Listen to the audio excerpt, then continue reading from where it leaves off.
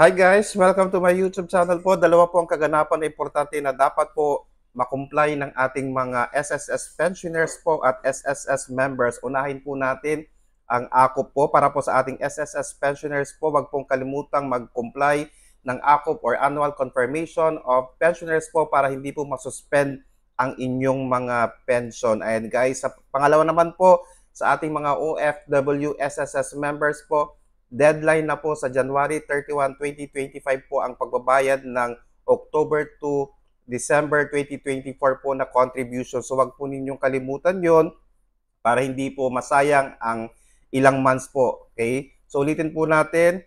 Una po, para sa ating mga SSS pensioners, wag pong kalimutang mag-comply ng AKOP para po sa January 2025. At deadline po sa ating mga OFW SSS members, ang pagbabayad po ng October to December 2024 hanggang January 31, 2025 lang po. Okay, maraming salamat po and stay safe. Bye-bye!